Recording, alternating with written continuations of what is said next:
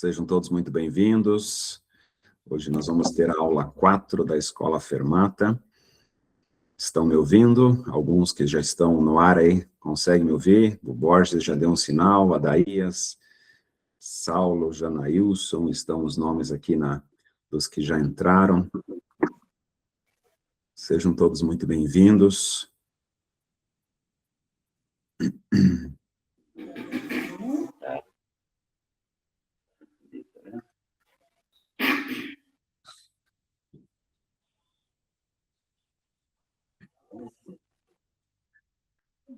Para os que já entraram, nós tivemos na aula passada, aula 3, o Israel usou um dos textos de 1 Coríntios, capítulo 9, 24 ao 27, onde ele nos desafiou a manter sob disciplina nossa vocação.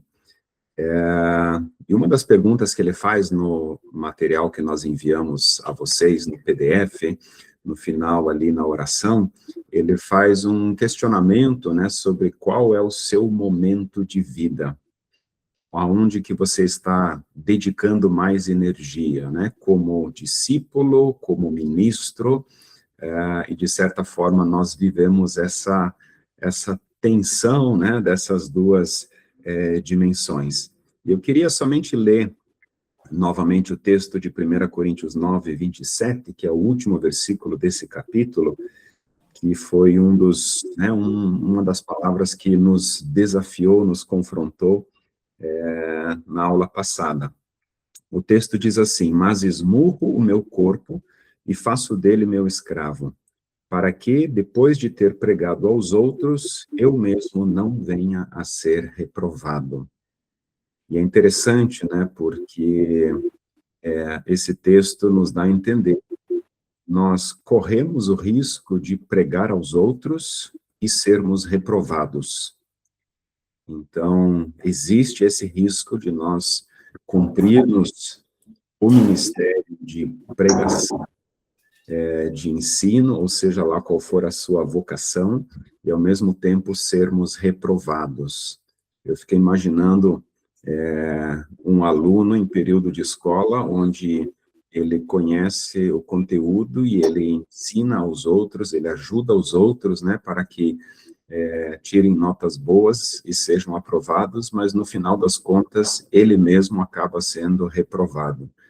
Não faz sentido isso, né? Não faz sentido alguém ter o conhecimento, ensinar aos outros, ajudar os outros, e ele mesmo ser reprovado.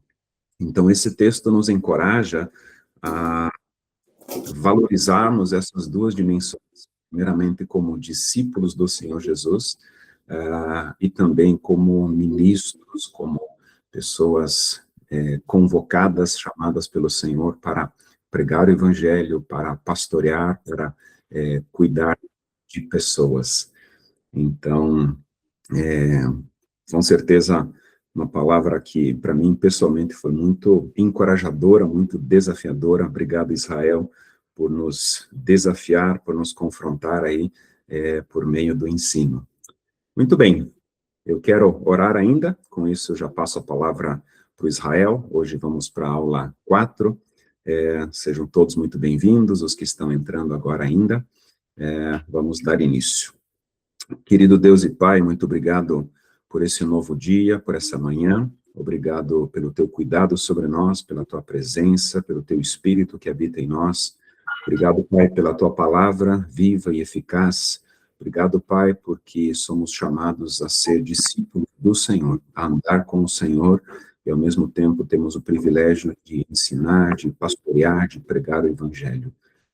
Que o Senhor nos conceda a graça dia por dia de podermos pregar o Evangelho e ao mesmo tempo sermos aprovados diante do Senhor.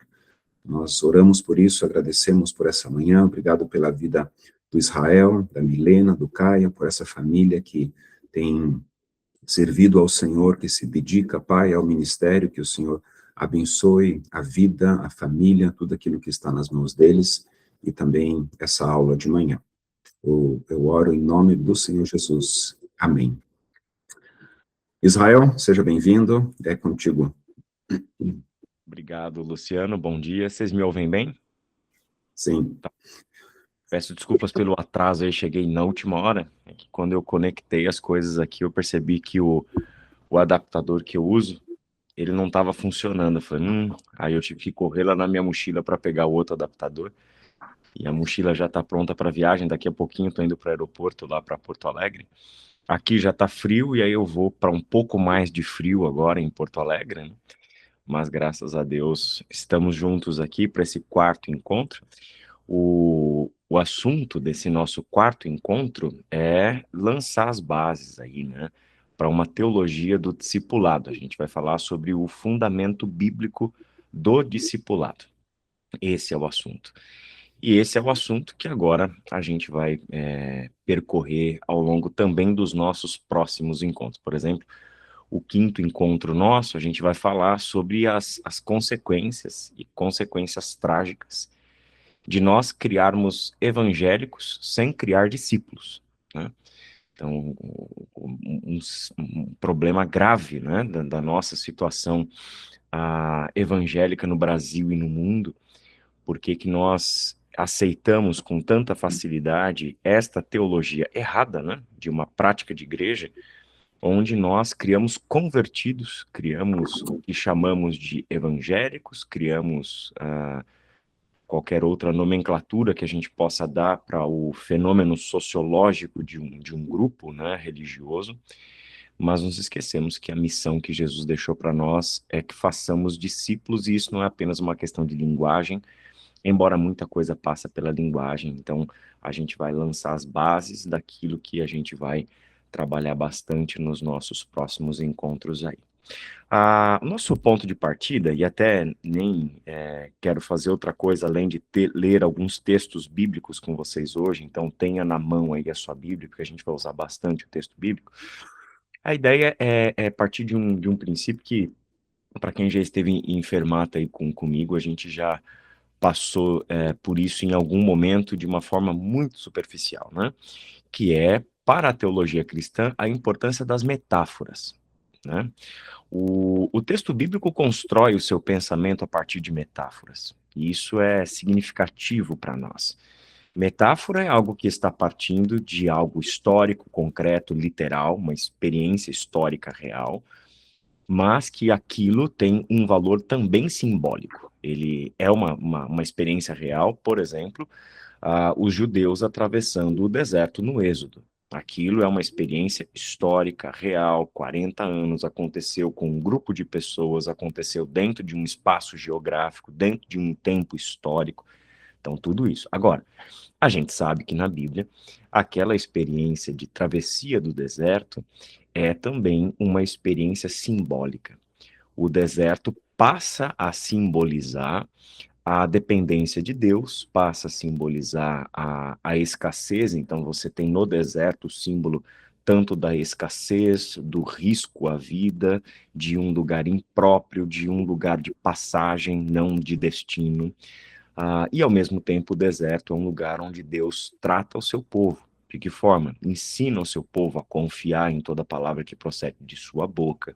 O deserto é um lugar onde Deus vai precisar conduzir o seu povo para que fique claro na experiência do seu povo que a vida do povo em si, a sobrevivência literal do povo, como a vida essencial do povo, que é a relação com Deus, depende absolutamente de Deus e não daquilo que a cidade pode dar. Daí o contraste da cidade com o deserto, né? Então, o lugar do deserto no imaginário, no simbólico, no metafórico, ele é muito forte em toda a Bíblia. Então, é comum que a gente veja personagens em algum momento da sua vida atravessando um deserto, né? E esse deserto pode ser uma experiência literal que remete a este simbólico e esse significado metafórico do deserto, ou pode ser uma experiência simplesmente metafórica, né? Paulo, depois de convertido, que é tirado de Jerusalém, mandado para Tarso e aparece em cena 10, 12 anos depois. Paulo foi atravessar o seu deserto, né? Paulo foi para longe, Paulo, mesmo que não estivesse literalmente em um deserto. E assim a gente usa essa expressão também, né? O que significa quando numa conversa entre amigos a gente fala assim, né? Oh, poxa, eu estou atravessando um deserto, né? O que é que isso significa na nossa vida, né? Olha, eu estou passando por um momento de crise, eu estou passando por um momento de escassez, um momento de dificuldade, um momento que inspira cuidados, né? Então o deserto tem essa simbólica. Isso é apenas um exemplo de como que essas coisas na Bíblia não são apenas ilustrações, né? As metáforas na Bíblia, elas passam a presidir formas de pensar sobre as coisas. Isso é muito forte na teologia bíblica e que às vezes a gente perde porque a gente se acostumou muito com as declarações doutrinárias, os argumentos já em forma de proposição sobre as coisas, definições, teses, artigos e assim por diante.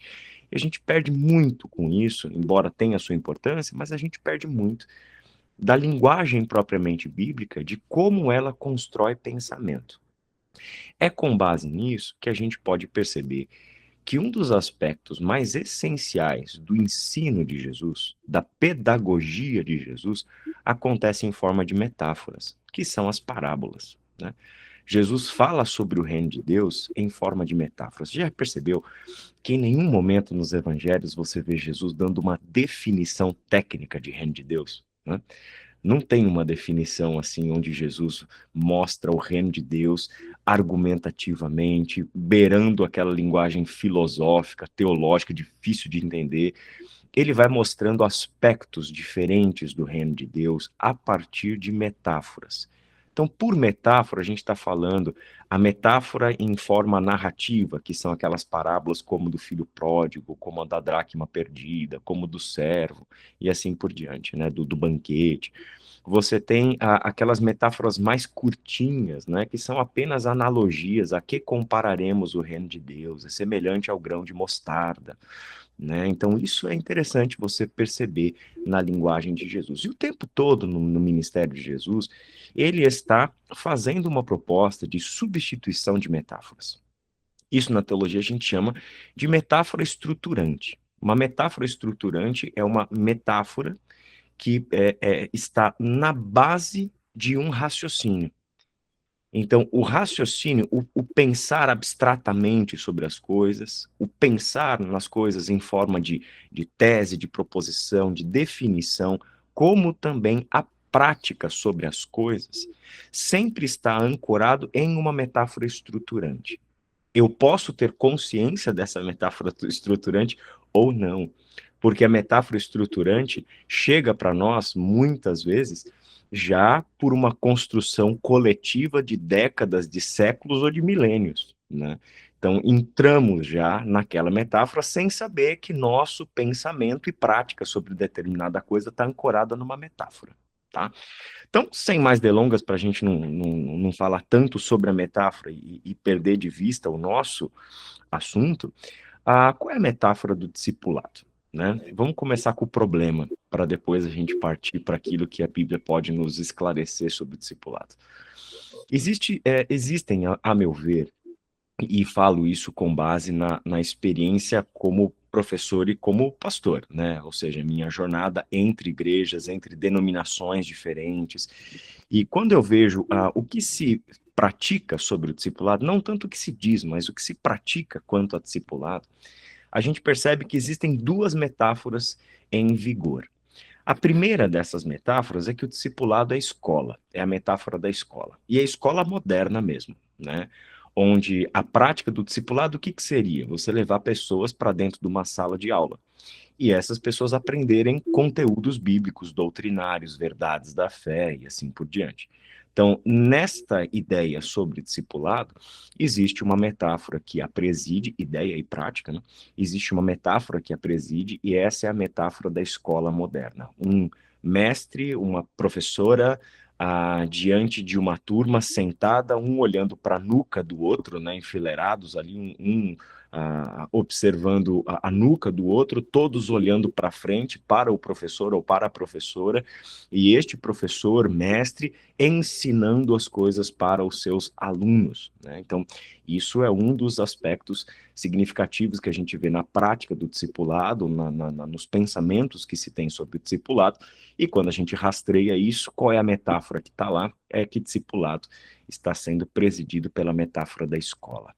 A segunda metáfora, ela tem a ver com o mundo corporativo, né? O discipulado visto a partir da lógica de empresa, a lógica e tudo que move empresa. Uma empresa existe pelo lucro, né?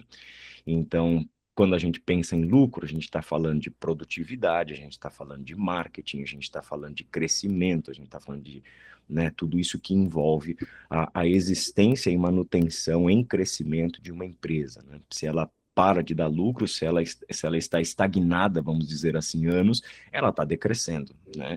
Então, ela tem sempre que estar crescendo, ela precisa sempre estar aumentando a sua produtividade, a sua carteira de clientes, o seu impacto, né, no mercado e assim por diante. Nesse caso, aonde é que entra o discipulado, né? Como isso afeta a visão e a prática do discipulado? É que o discipulado é visto em termos numéricos, né? O discipulado é uma estratégia de crescimento.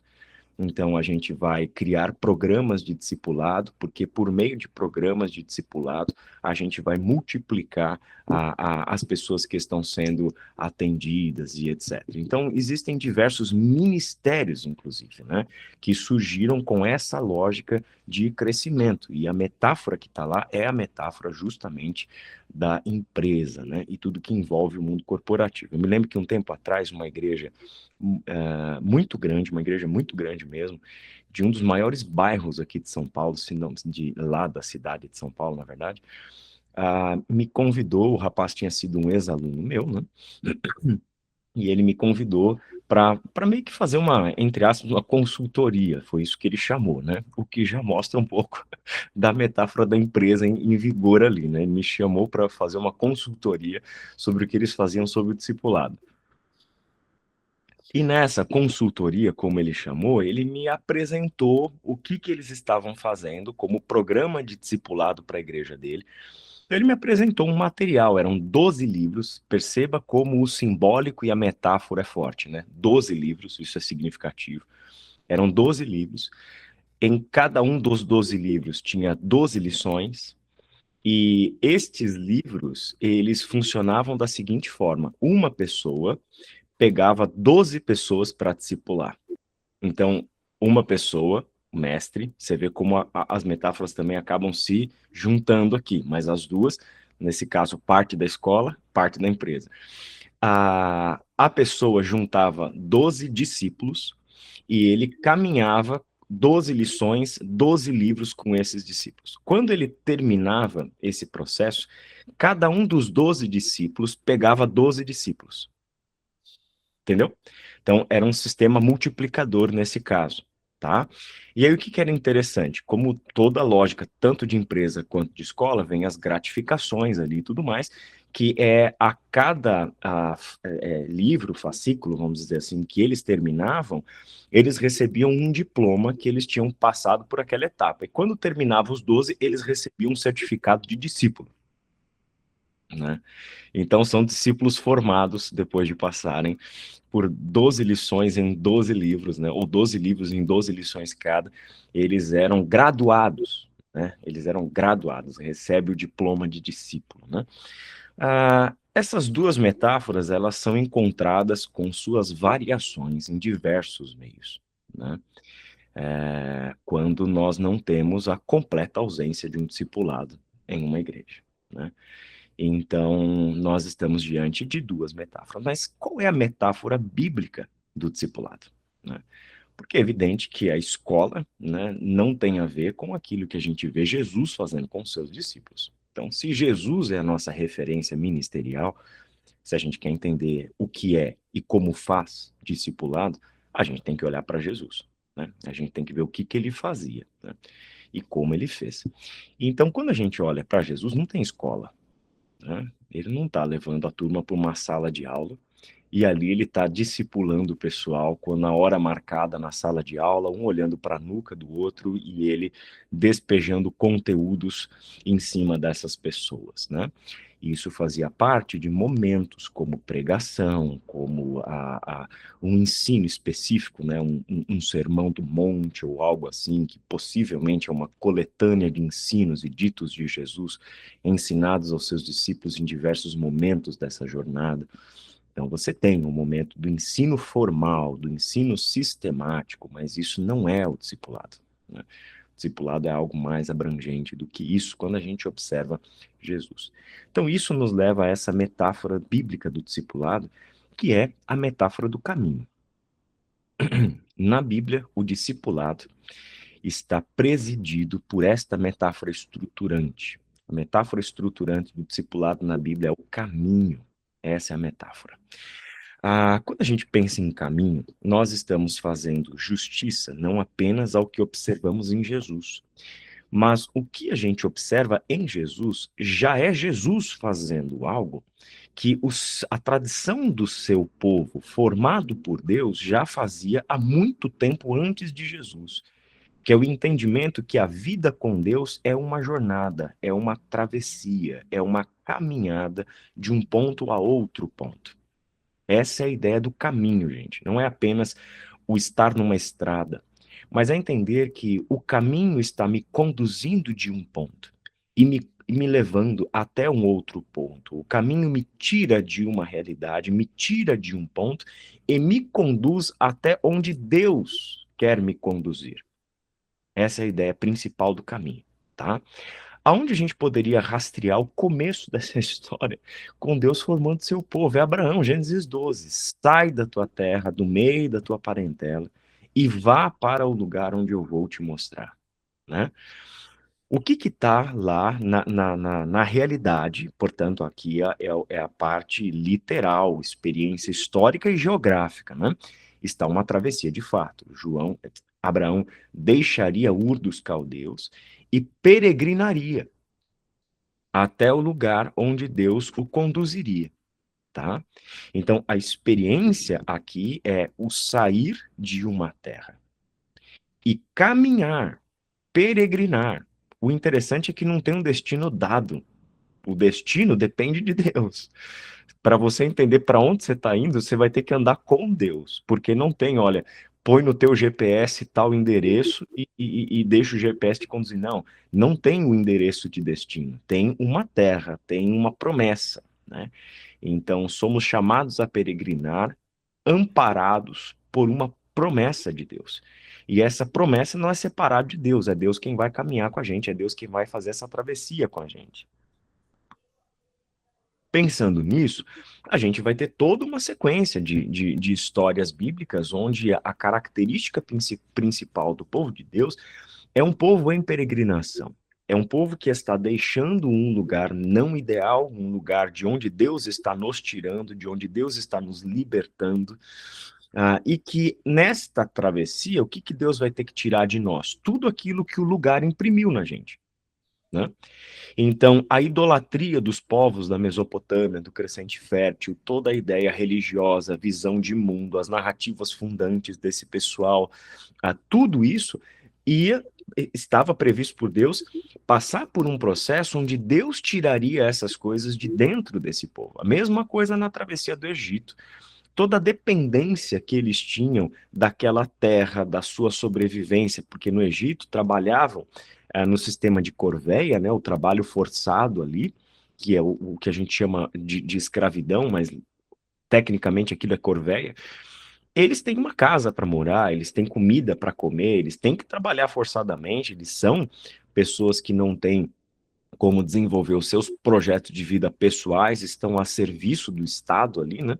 Mas eles têm moradia, eles têm um teto sobre a cabeça deles, eles estão, de certa forma, amparados no que diz respeito à alimentação, à água e assim por diante. São pessoas que precisam comer, precisam se sustentar, precisam estar fortes e vigorosas para realizar os seus trabalhos. Então, o Egito tem estratégia sobre isso também, todo o sistema de Corvéia trabalha dessa forma, né? Então, esse trabalho compulsório deles impossibilitava-os de fazer o seu projeto pessoal, mas estavam, no que diz respeito à sua sobrevivência, garantidos. Agora eles vão para o deserto, né? E no deserto não tem sobrevivência garantida, né? O que você vai cultivar no deserto, né? Como é que vai ser a vida no deserto? Isso é uma vida da dependência de Deus.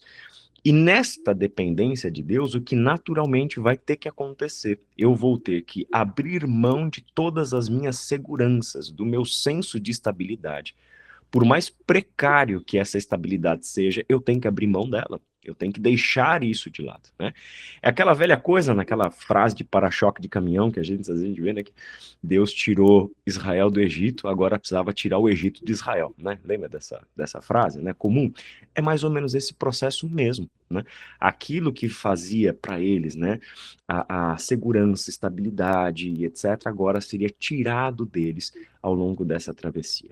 O interessante é que esse povo conserva essa memória não apenas nos seus rituais anuais, né, como a Páscoa, como as primícias, como um monte de coisas, festas, celebrações, dízimos que precisavam ser entregues, todos eles estavam ancorados nessa experiência de travessia, de jornada no deserto, né? Mas eles também têm a conservação da peregrinação a Jerusalém, né?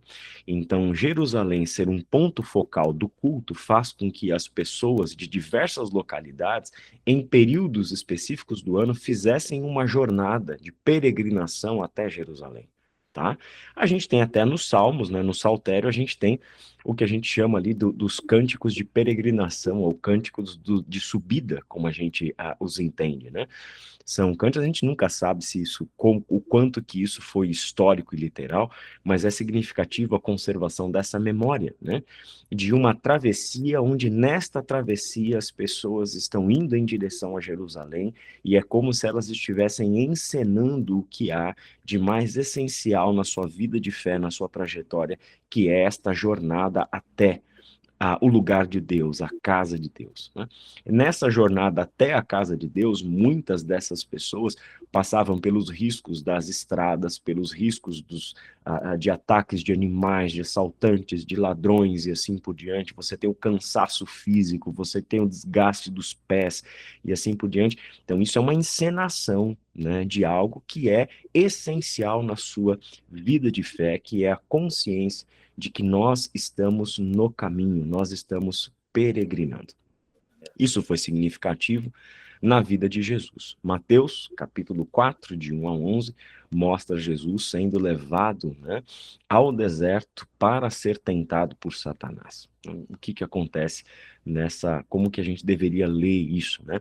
A tentação de Jesus, ela tem um contexto, ela tem um cenário, e o cenário é o deserto.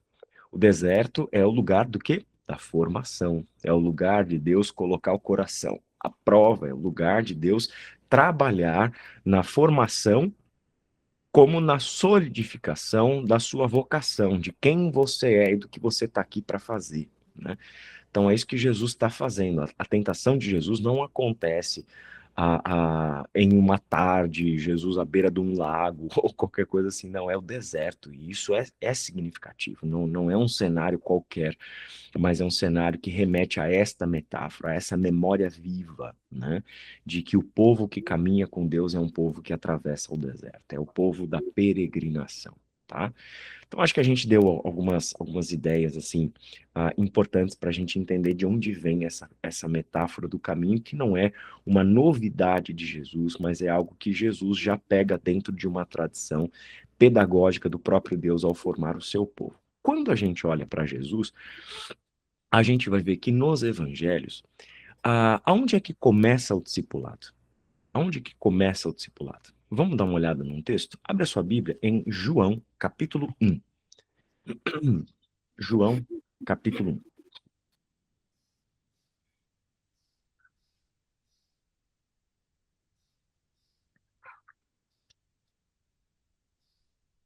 Em João 1, a gente vai, só rapidinho, aí depois a gente aterrissa no texto que a gente vai ler, tá? Em João 1, de 1 a 18, a gente tem o prólogo do Evangelho, que é aquela afirmação de Jesus como o Logos, né, a palavra de Deus, a luz. Ele já lança ali as metáforas com que ele vai mais trabalhar ao longo de todo o seu texto e tal. Para no verso 14, ele dizer algo importantíssimo para que a gente está pensando aqui. Aquele que é a palavra tornou-se carne e viveu entre nós. Vimos a sua glória, glória como do unigênito vindo do Pai, cheio de graça e de verdade. Tá? Então, aquele que é a palavra de Deus, que estava lá no princípio de todas as coisas, na criação, com o Pai, criando com o Pai e etc., agora se fez carne e aconteceu o quê? Habitou entre nós. Se você tem uma tradução mais antiga da Bíblia aí, talvez tenha até a palavra tabernaculou conosco. Não sei quem lembra, né, dessas traduções mais antigas que traziam o tabernaculou, né?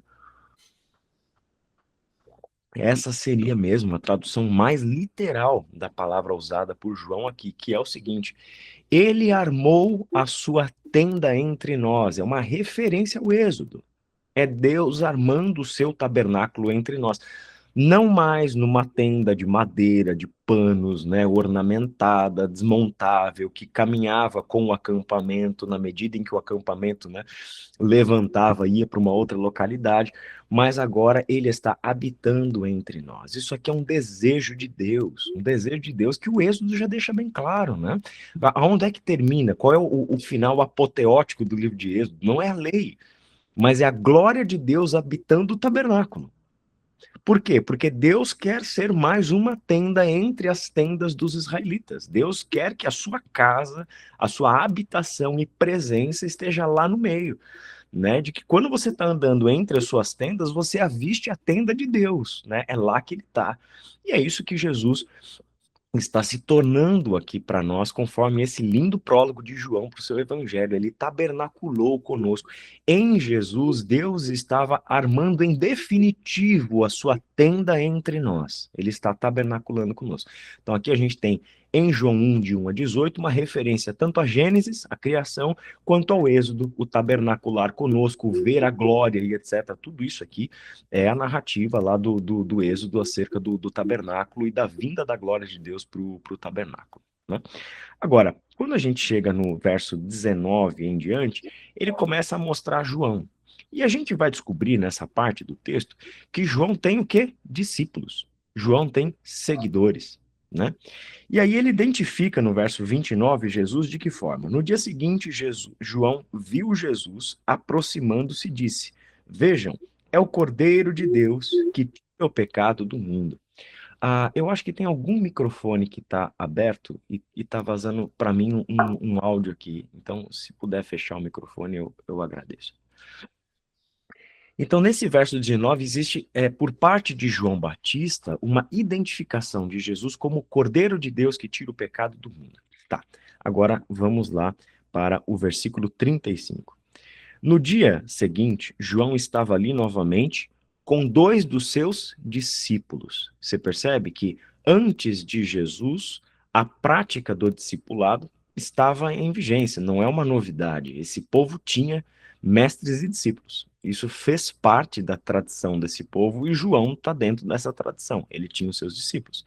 No dia seguinte, João estava ali novamente com seus 2 discípulos. Quando viu Jesus passando, disse: vejam, é o Cordeiro de Deus, aquela identificação que ele havia feito. Agora, presta atenção no que acontece.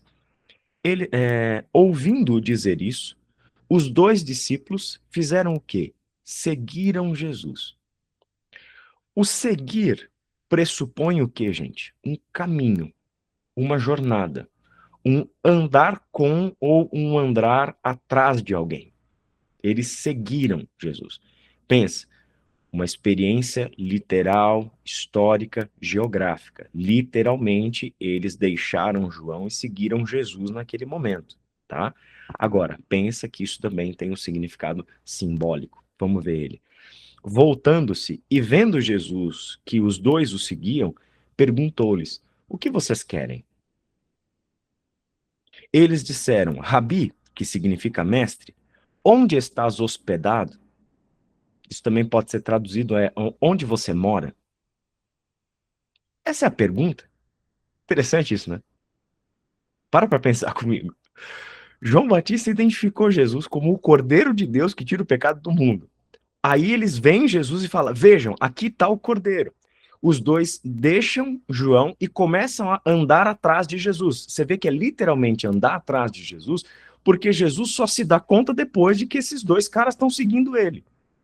Aí Jesus volta-se para ele e fala: o que vocês querem? Eles já sabem que Jesus é o Cordeiro de Deus que tira o pecado do mundo. E qual é a pergunta que os caras têm para fazer para Jesus? Onde é que você mora?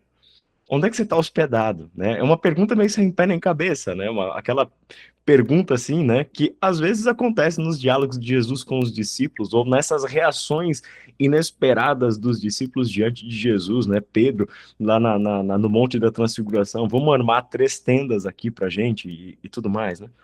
Mas aí vem a resposta de Jesus, que não é onde ele está hospedado. Olha como é curioso isso. A resposta de Jesus não é onde eu estou hospedado, onde eu moro, nem nada. Qual é a resposta de Jesus, verso 39? Venham e verão.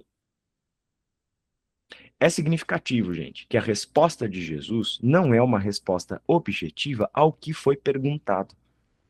A pergunta foi: onde você está hospedado? Onde você mora? E mesmo que haja uma pergunta, uma motivação, alguma coisa no coração dessas pessoas que não tem absolutamente nada a ver com quem Jesus é e o que ele representa na história, é Jesus quem dá um jeito desta motivação, pergunta, querer, né, desvirtuado ou simplesmente imaturo de uma pessoa se converta em uma oportunidade de conhecê-lo. E aí a gente vê Jesus chamando eles para caminhar com eles. O venham.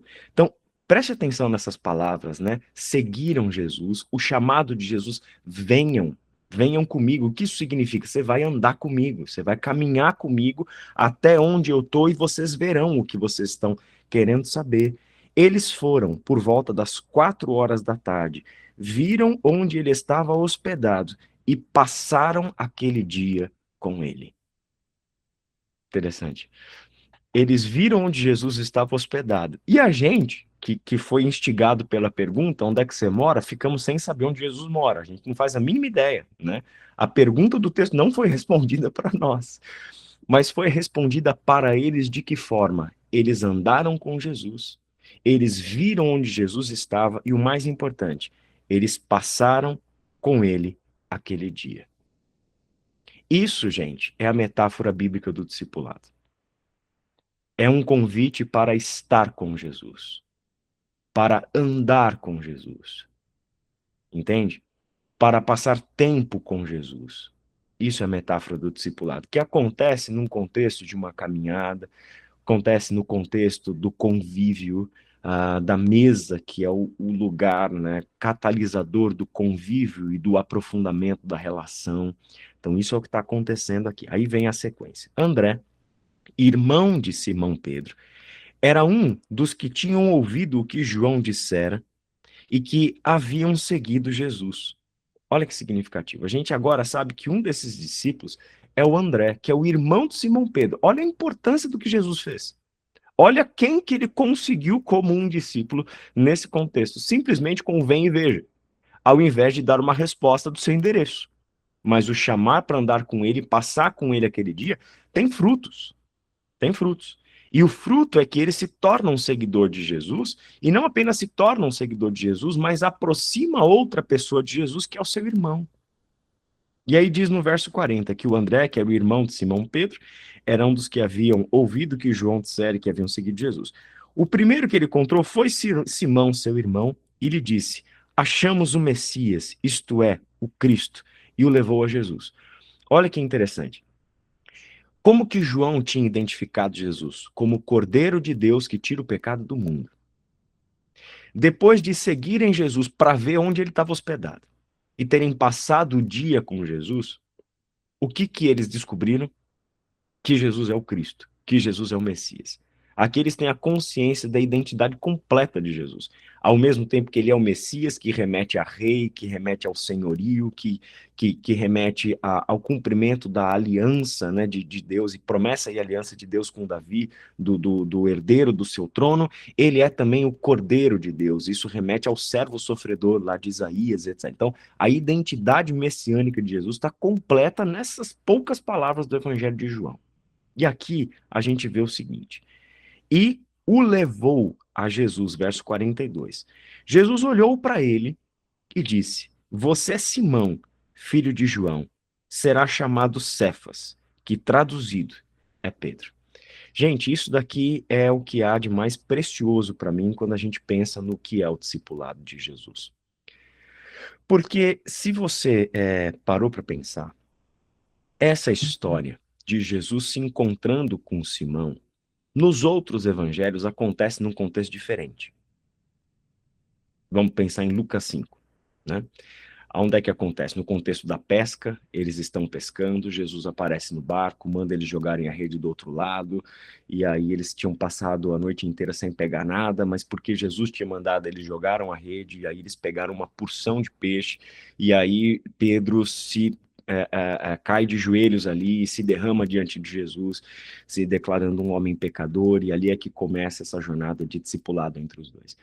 João narra isso de um jeito diferente, altamente simbólico e importante para nós, que é o seguinte: o encontro entre Pedro e Jesus acontece por meio de um movimento em que Jesus está chamando gente para caminhar com ele, para estar com ele, passar dia com ele. Então ali acontece este primeiro encontro entre Jesus e Simão. E a outra coisa que nos outros evangelhos, em Mateus e em Marcos, acontece só depois, que é Marcos 8 e Mateus 16, é esse negócio de Jesus chamar Simão de Cefas. Isso só acontece depois, no meio da caminhada já de discipulado entre Jesus e Pedro, né? Que é quando Jesus pergunta lá para o pessoal a quem o povo diz que eu sou. Então, quando ele pergunta quem o povo diz que eu sou, o povo fala, os discípulos falam: olha, o povo está dizendo que você é Elias, que você é um dos profetas, que você é Jeremias, né? Mateus 16. E aí ele vira para os discípulos e pergunta para os discípulos: e quem vocês dizem que eu sou? E os discípulos, na representatividade ali de Pedro, diz que ele é o Cristo, o Filho do Deus vivo. Então, você percebe que no mesmo momento está a revelação de quem é Jesus. Nós achamos o Cristo, achamos o Messias, aqui no caso de João. E é neste momento que Jesus, no verso 42, ele olha para ele e diz o seu nome: Você é Simão, filho de João. Será chamado Cefas. No caso da narrativa de João, Jesus está antecipando algo aqui. E isso é muito do que é o discipulado de Cristo Jesus. Porque quando Jesus olha para esse homem, o que ele vê? Ele vê Simão, ele vê filho de João. Só que quando ele olha para o futuro desse homem, o que ele vê? Ele vê Cefas, aquele que seria a rocha, a pedra. O que é o discipulado? É sair de um lugar e irmos para o outro. O que é o discipulado na vida de Pedro? É sair do Simão e chegar no Pedro. Tornar-se quem Jesus quer que ele se torne. Tornar Pedro, este homem, que quando Jesus está olhando para ele, ele vê uma joia bruta, né? A gente vai ver tudo que os evangelhos vão nos contar sobre Pedro, sua impulsividade, o seu temperamento, né? As suas ações precipitadas ali, o tentar arrancar a cabeça do sujeito, acertar a orelha. Você sabe que ele acertou a orelha por acidente, gente. Ninguém mira a orelha de um sujeito no escuro, né? Ele tentou arrancar a cabeça do sujeito, né? Só que como era ruim também com a espada, ele acertou só a orelha do sujeito, né? Então, o tentar matar alguém que estava lá para prender Jesus e ser repreendido por Jesus por isso. Você tem a travessia, né? Um pouco mais para frente no mesmo evangelho, né? A impulsividade dele, se és mesmo você, me manda que eu vá ter contigo, andar sobre as águas e o afundar nas águas e assim por diante.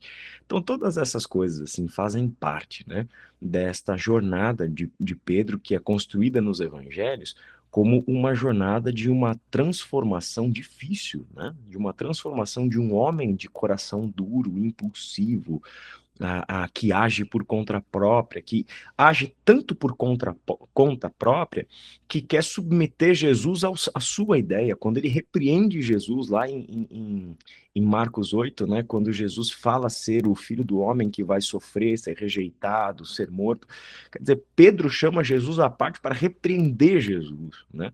Então você vê o quanto esse coração precisava ser trabalhado, né? E aqui você tem a antecipação. O que é o projeto do discipulado? Hoje você é Simão, mas amanhã você será Cefas. E o que existe entre o hoje e o amanhã é o andar com Cristo. Isso é o que existe. Entre quem você é hoje e quem você será no futuro, existe o andar com Cristo.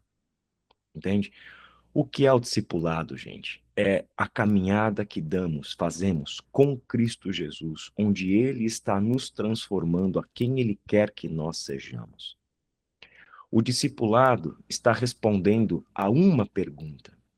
E a pergunta não é o quanto você conhece da Bíblia. A pergunta não é o quanto você sabe de teologia. A pergunta do discipulado não é quais são as suas competências e habilidades ministeriais. Essas não são perguntas do discipulado.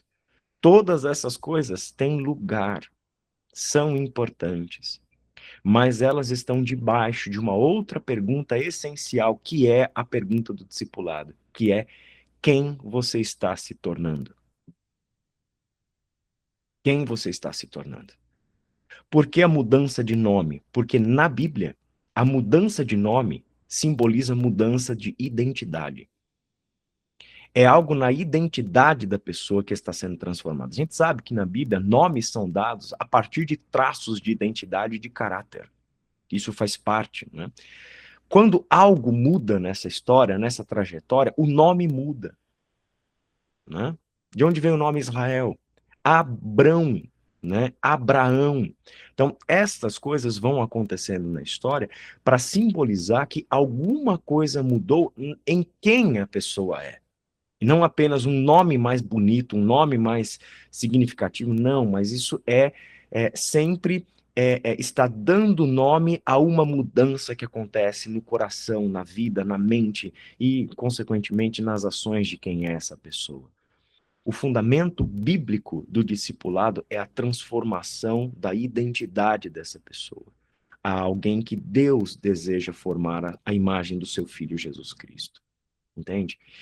Não é sem motivo que essa é a trajetória de discipulado de Jesus com os seus discípulos. Eles estão em uma caminhada, eles estão em uma jornada onde eles serão transformados por meio daquilo que Jesus está fazendo. Eu acho que agora a gente pode encerrar com o famoso texto do discipulado no Evangelho de Mateus, capítulo 28.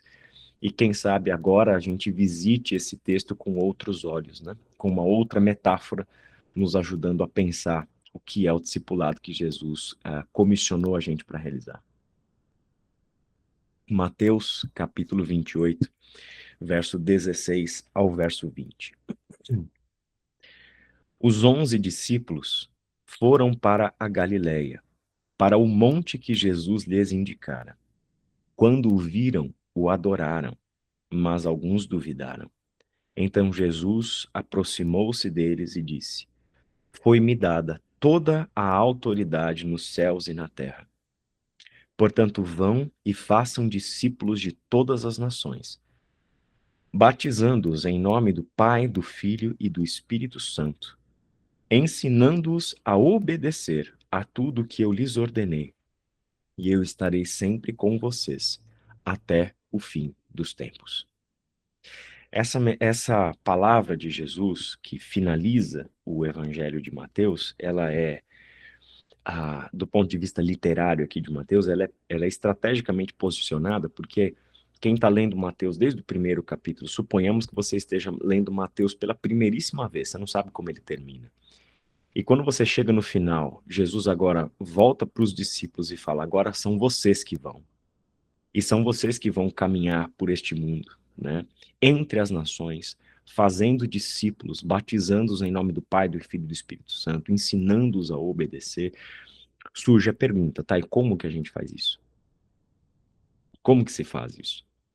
Isso vai remeter você de volta ao início do Evangelho de Mateus. Agora você vai ter que observar o que Jesus fez. Você não tem outra referência para como faz isso. Porque se é discípulos de Jesus, se é discípulos que estão sendo formados para obedecer a tudo que Jesus ensinou, se é discípulos que estão sendo batizados em nome do Pai, do Filho e do Espírito Santo, lembra da mudança da família, mudança do nome, mudança de identidade, você está recebendo um novo batismo. tá? E aqui não é apenas o rito do batismo das águas, né? Mas embora seja o batismo nas águas, ele tem algo mais profundo, que é a mudança do seu nome. Você agora faz parte de uma outra família. Você está sendo batizado não mais na família Develani, na família Paus, na família Mazacorati. Você está sendo batizado na família Pai, Filho e Espírito Santo. Essa agora é tua família. Isso significa o quê? Uma mudança da tua história, da tua visão de mundo, dos teus valores e etc. Isso é o ingresso nessa família. Esse ingresso na família exige que a gente entenda como que Jesus fez isso ao longo do seu ministério. Então, entender como faz discipulado, a gente tem que observar a ação de Jesus, que é chamar pessoas para estar com ele, chamar pessoas para caminhar com ele, para conviver com ele, para ter tempo com ele. Isso é o discipulado. E o discipulado é o ensino a obedecer, né? Você percebe como esse texto nos ajuda a quebrar a lógica das metáforas da escola tradicional e da empresa, né? Porque aqui ele coloca que toda autoridade me foi dada nos céus e na terra. E isso Jesus está falando para discípulos, ou seja, são homens que ele já havia formado ao longo desse tempo. E olha o que é significativo a realidade do discipulado. Quando o viram, o adoraram, mas alguns duvidaram. Você está falando de discípulos que caminharam com Jesus durante 3 anos, viram a sua crucificação, viram a ressurreição, estão diante do Cristo ressurreto e alguns deles ainda duvidam. Isso faz parte do que. E Jesus não os dispensa, Jesus não manda eles embora. Jesus, ok, vamos em frente. Vamos em frente. Porque nós estamos na caminhada, nós estamos no processo, né? O que hoje para você ainda é uma dúvida, uma incerteza, algo, fique tranquilo, isso será trabalhado na jornada que a gente tem pela frente. A estas pessoas ele dá esse comissionamento. Toda autoridade me foi dada nos céus e agora na terra. Agora ele tem autoridade na terra, porque ele cumpriu a sua missão. Ele morreu, ele foi crucificado, ele ressuscitou. E aí vem um mandamento que Jesus deixa para nós, que não é nenhum outro, a não ser este: vão e façam discípulos de todas as nações. O chamado do evangelho para nós é simultaneamente sermos discípulos, fazendo discípulos. Isso é o que está pressuposto para a vida nossa. Nunca é uma coisa separada da outra. Nós precisamos nos ver nesta jornada. Nós, cada um de nós, por mais maduros que sejamos, por mais que já temos caminhado com Cristo, nós continuamos em uma jornada onde somos discípulos de Cristo. Estamos vivendo sob a disciplina de Cristo Jesus. E isso implica na transformação completa de quem nós somos. Porque todas as outras coisas, o que nós vamos fazer, como nós vamos fazer, com quem vamos fazer e etc., tem que ser uma extensão daquilo que Deus formou em nós, ou seja, de quem nós somos. Por isso que eu volto a dizer, a pergunta que discipulado cristão responde é quem você está se tornando, não os conteúdos que você está aprendendo, não as habilidades técnicas, né, competências que você está adquirindo, mas quem você está se tornando. E isso é o mais fácil da gente deixar de lado, porque é muito mais fácil adquirirmos conhecimento enchendo a nossa cabeça de informação. É muito mais fácil fazermos uma porção de cursos para áreas diferentes do ministério e desenvolvermos competências e habilidades ministeriais. Isso é fácil. Isso é fácil. Qualquer um faz isso com um pouquinho de esforço. Agora, quando a gente está falando de quem você é, você está mexendo com questões que estão enraizadas em nós. A gente está mexendo com coisas que a gente não quer mexer, que é com quem nós somos. E o quem nós somos diz respeito ao que nós desejamos, o que nós gostamos, o que nos dá prazer, o que nos dá senso de realização, de propósito, diz respeito à nossa identidade, diz respeito a um monte de coisas do nosso caráter que a gente não quer trabalhar porque dói, porque custa. Por isso que o preço do discipulado, Marcos 8, qual que é? Se alguém quer vir após mim, a metáfora do caminho, vir após mim, não é sentar no meu curso.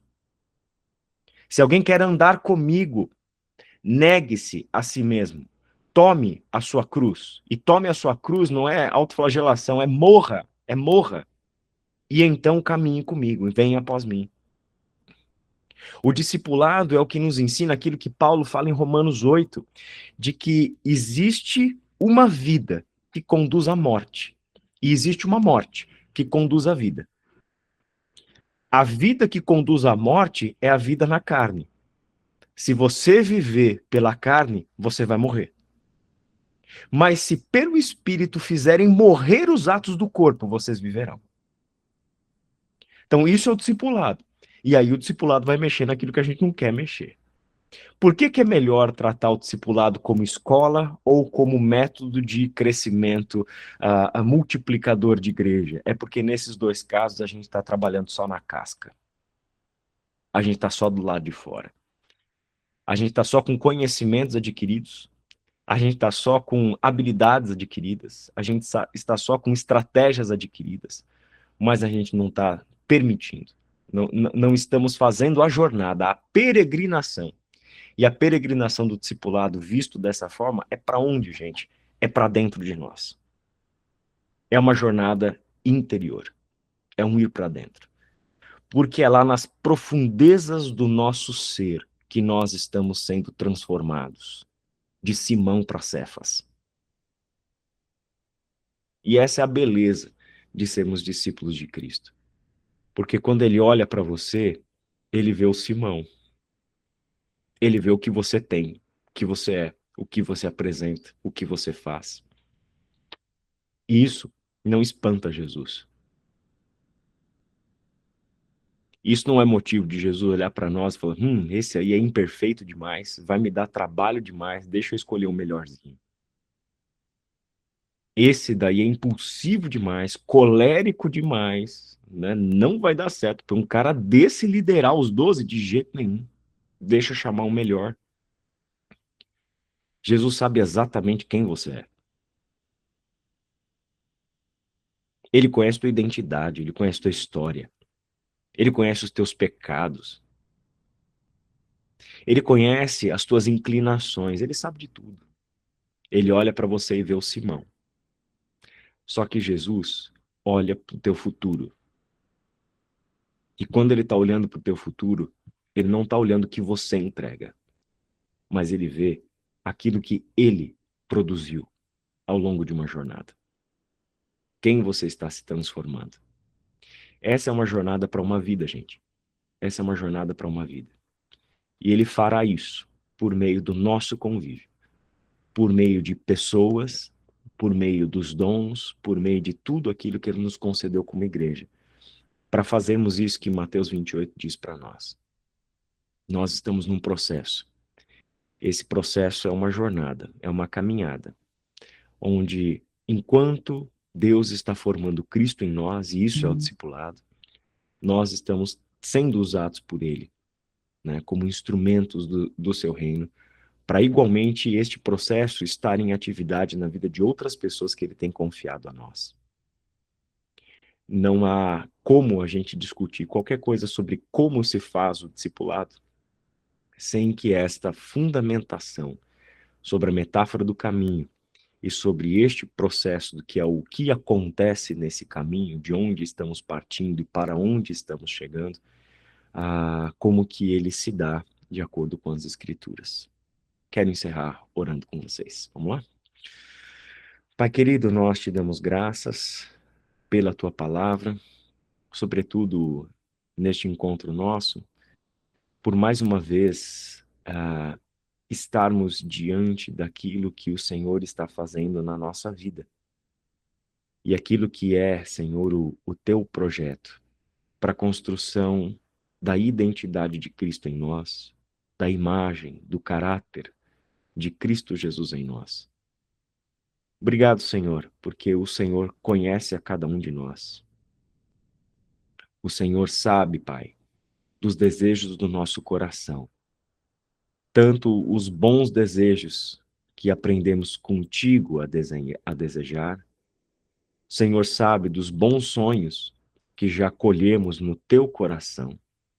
Como o Senhor também conhece os maus desejos que habitam a nossa mente e o nosso coração. O Senhor conhece cada uma das nossas tentações, cada uma das nossas falhas. O Senhor conhece as nossas dúvidas.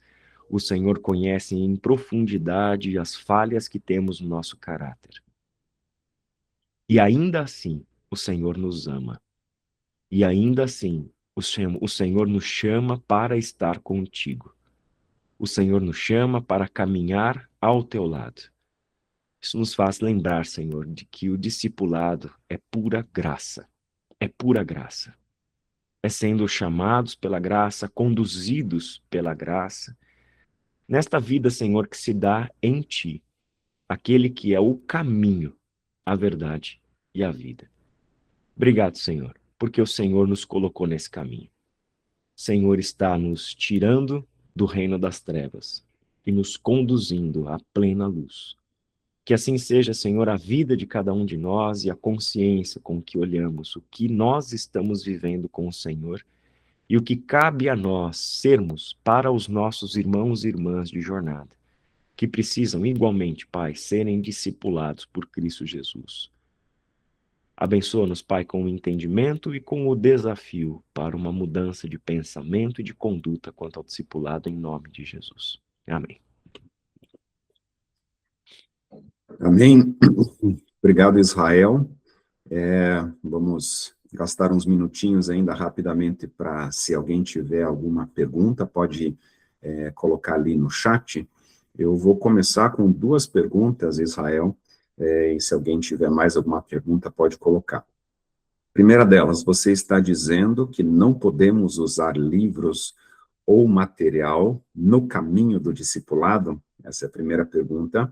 E a segunda, ligada a isso, como viver intencionalmente, nesse caso, o discipulado, tanto na perspectiva de minha como discípulo, mas também como alguém que vai fazer discípulos, né? Essa questão da intencionalidade nesse processo. Vou responder a primeira, então. Não estou dizendo que você não pode, mas eu posso muito bem dizer que você não precisa. Qual é o texto, gente, que o Espírito Santo de Deus nos deu para que a nossa mente e o nosso coração seja moldado de acordo com a vontade de Deus? É a palavra, é a Bíblia.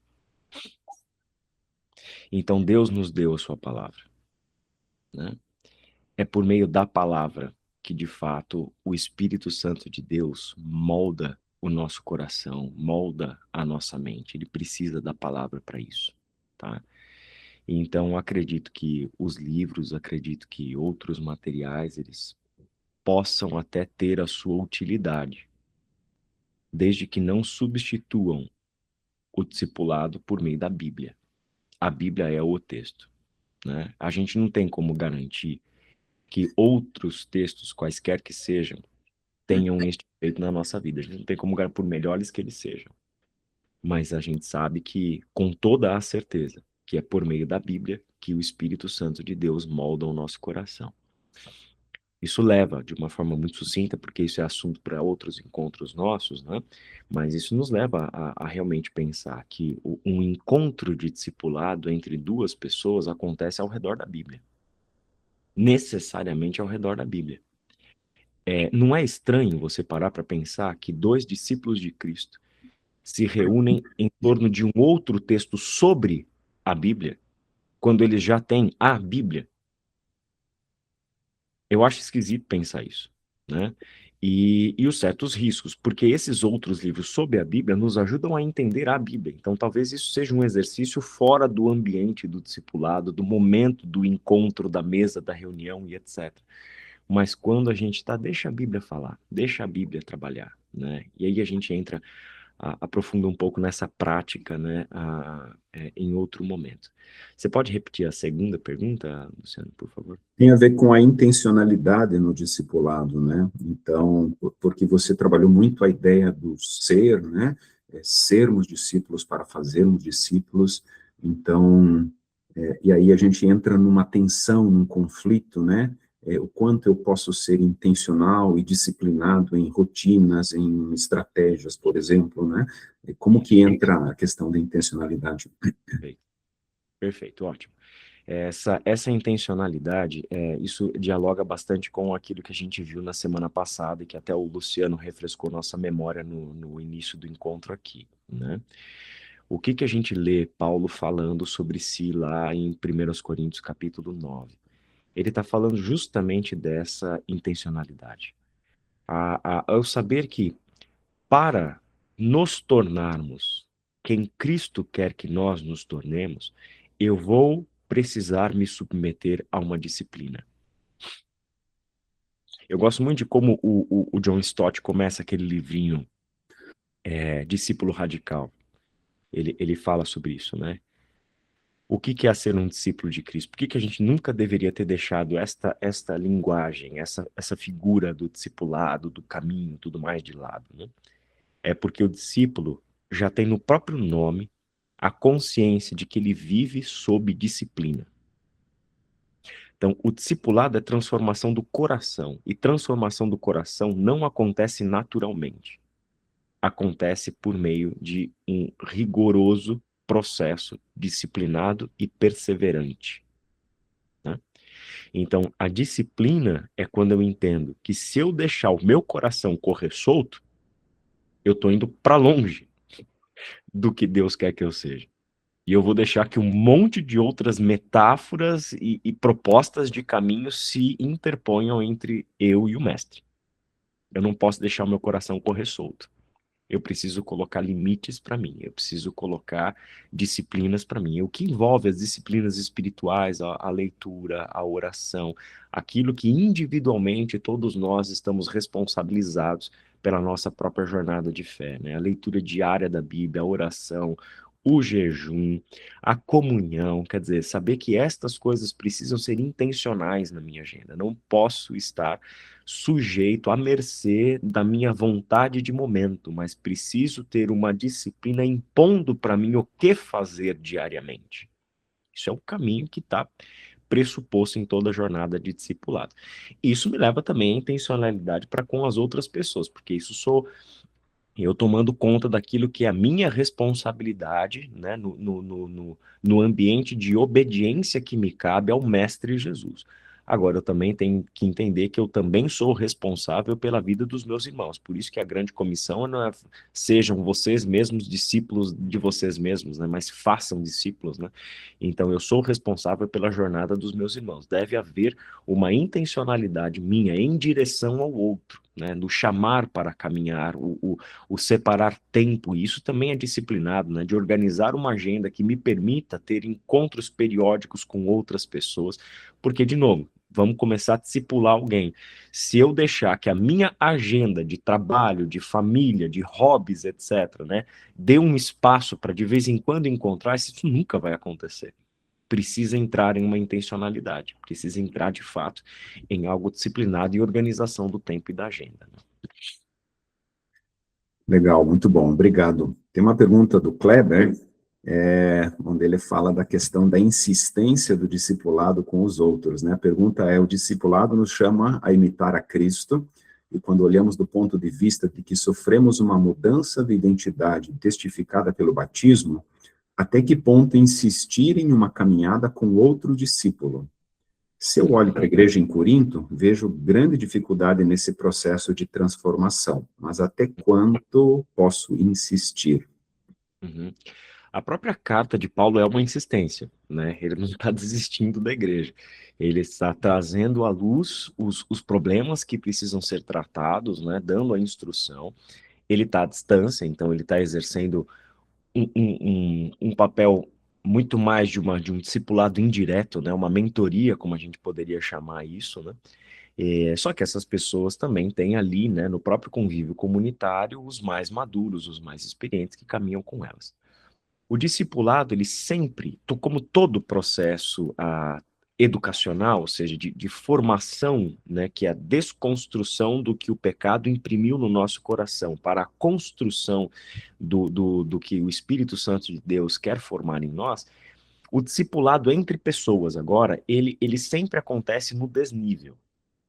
Que desnível é esse? É uma pessoa mais madura caminhando com uma pessoa menos madura. Tá? Então, todo o processo de ensino-aprendizagem só acontece no desnível. Então, esse desnível é que uma pessoa está mais à frente nessa jornada e a outra, ela está mais atrás. É de se esperar que essa mais atrás seja menos comprometida, seja mais dura, né, nas suas posições de manter-se com as suas convicções e etc.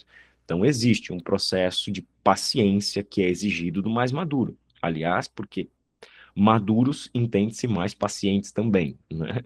Então, estes, né, são aqueles que vão ter uma paciência maior e por meio do exercício dessa paciência e etc, entendem as limitações que são inerentes de uma pessoa ainda imatura.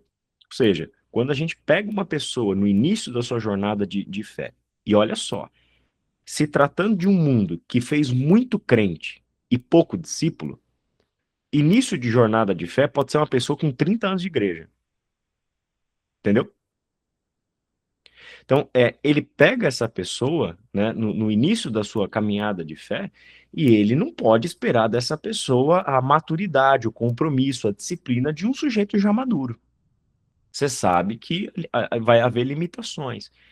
Então, em alguns casos, o cara não tem o compromisso, né, ainda, a maturidade de sentar com você ao redor da mesa e passar ali 1 hora, 2 horas, lendo a Bíblia juntos, conversando sobre a vida, confessando pecados, abrindo o coração, orando juntos. Talvez ele não tenha essa maturidade. Mas talvez ele tenha maturidade para ir comer um churrasco com você e nesse churrasco você bater um papo sobre essas coisas com ele. A gente desce no nível de maturidade do cara, né? É o que Jesus fez, né? Pedro, você me ama? Lembra dessa história? Depois você leia com calma de novo esse texto dessa perspectiva. O que que Jesus está fazendo com Pedro? Tá bom, Pedro, eu desço no nível que você está. Não adianta eu esperar que você venha para o nível onde eu estou. O discipulador vai precisar descer no nível onde o discipulando está. E daquele nível inferior, puxá-lo, conduzi-lo, tá? Isso é um primeiro ponto. O que que eu quero dizer com tudo isso? É que estas relutâncias, essas dificuldades no processo são esperadas, fazem parte do processo, entende? Lembra que Jesus, às vésperas da sua crucificação, ele está falando para Pedro: quando você se converter, fortaleça os demais, os demais. O cara já tinha andado 3 anos com Jesus, Jesus estava indo para a cruz e Jesus tem clareza de que Pedro ainda não se converteu. Olha isso. Então, essas dificuldades, elas são subentendidas, elas fazem parte do processo, não são anormalidades, fazem parte do processo. Agora, na prática disso, ou seja, estamos insistindo em uma pessoa ao longo de algum tempo e etc e tal, a gente tem que traçar alguns compromissos necessários com a pessoa. E se a gente começa a ver que a pessoa, depois de muito tempo, ela permanece na indisciplina, falhando com o compromisso, dando desculpas, etc., é hora de você falar: olha, quando você estiver pronto para continuar, a gente segue. Eu não vou mais te chamar. Entende? A pessoa tem que querer. Não basta você querer por ela. A pessoa tem que desejar isso. Entende? Então, esse é o ponto que a gente entendeu. Então, talvez, eu costumo fazer isso quando eu estou iniciando jornadas assim com algumas pessoas. A gente sela um compromisso. A gente vai se encontrar e, assim, falhar é só se for alguma coisa tremendamente justificável que a gente fale. Mas a gente vai se encontrar periodicamente porque a gente vai construir essa caminhada juntos por um tempo, entende? Se eu começar a ver que você não responde, o que que é não responder? Faltar, não querer participar. A gente está lendo a Bíblia ao longo da semana, quando chega eu não li a Bíblia essa semana, entende? A pessoa não, quer dizer, não está demonstrando interesse. O seu tempo também, meu amigo, precisa ser investido em pessoas que estão interessadas. Entende? Então aí a gente chegou no limite. Só que aí você deixa claro por que que você tá, vou falar: eu não vou chamar mais. Quando eu ver que você de fato está interessado, a gente segue. E o que me leva a uma outra questão, que nem sempre a gente gosta de ouvir, né? Mas nem todo mundo vai ser discípulo de Cristo.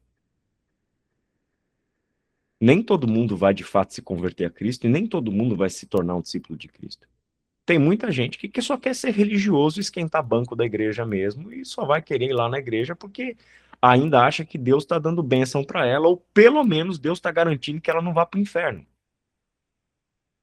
Isso é a realidade de muita gente. Então nem todo mundo vai ser discípulo mesmo. Isso é fato, né? Então, gente, a gente tem que ter essa sensibilidade, né? E cada caso vai mostrando a gente aí como que a gente vai. O Adair está falando em causar problema. Geralmente são os que mais causam problema mesmo. Os que mais causam problema são os imaturos ou apenas os religiosos, né? Olha como que o quanto de problema Jesus enfrentou com os religiosos no seu contexto, né, de fé, que era o judaísmo ali, né? Legal, obrigado, Israel, muito bom, com certeza um assunto muito relevante. Eu acredito que a maioria não saíram tantas perguntas assim, porque foram confrontados, estão pensando profundamente sobre o que foi compartilhado, mas com certeza muito encorajador, muito edificante. Obrigado, Israel, mais uma vez, por se colocar à disposição para nos abençoar nessa caminhada, né, e de certa forma é um privilégio caminharmos juntos nesse processo aqui, sendo servidos, sendo ensinados. Muito bem, gente. Com isso, nós encerramos a nossa aula de hoje. Nossa próxima aula está marcada para o dia 23 de julho. A gente vai avisando no grupo também. Lembrando que as aulas estão disponíveis no YouTube, no canal Fermata Pastores. Você pode entrar lá. As aulas 1, 2 e 3 já estão disponíveis lá. Essa aula 4 vai estar disponível também nos próximos dias. Além disso, vamos enviar o material em PDF também para a sua reflexão, para a sua devocional, ou se você quer usar isso para na sua equipe de pastores também, fique à vontade para utilizar esse material. Ok? Um grande abraço a todos, um ótimo dia, um ótimo final de semana.